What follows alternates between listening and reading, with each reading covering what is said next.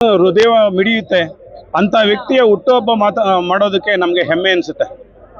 ಹಿಂದೆ ನನ್ನ ಹುಟ್ಟುಹಬ್ಬದಲ್ಲಿ ಅವರು ಸೆಂಟ್ರಲ್ ಮಿನಿಸ್ಟರ್ ಆಗಿದ್ದರೂ ಸಹ ನನ್ನ ಹುಟ್ಟುಹಬ್ಬಕ್ಕೆ ಫೋನ್ ಮಾಡಿ ವಿಶ್ ಮಾಡಿದರು. ಆ ಖುಷಿಗೆ ನಾವು ಅವರ ಹುಟ್ಟುಹಬ್ಬವನ್ನು ವಿಜೃಂಭಣೆಯಿಂದ ಮಾಡಲೇಬೇಕು ಅನ್ನೋ ಉದ್ದೇಶದಿಂದ ಸಾವಿರಾರು ಸಂಖ್ಯೆಯ ಜನಗಳನ್ನು ಸೇರಿಸಿ ಮನಸ್ಸಿಗೆ ತೃಪ್ತಿಯಾಗೋ ರೀತಿಯಲ್ಲಿ ಹುಟ್ಟುಹಬ್ಬವನ್ನು ಆಚರಿಸಿದ್ದೀವಿ. ಮುಂದೆ 2028ಕ್ಕೆ ಖಂಡಿತವಾಗೂ ಅವರು ಈ ಮೈತ್ರಿ ಪಕ್ಷದಿಂದ ಮುಖ್ಯಮಂತ್ರಿ ಆಗೋದಲ್ಲಿ ಯಾವುದೇ ಅನುಮಾನ ಇಲ್ಲ. ಪೂರ್ಣಾವಧಿ ಮುಖ್ಯಮಂತ್ರಿ ಆದರೆ ನಮ್ಮ ರಾಜ್ಯ ಸುವರ್ಣ ರಾಜ್ಯ ಆಗೋದ್ರಲ್ಲಿ ಯಾವುದೇ ಅನುಮಾನ ಇಲ್ಲ.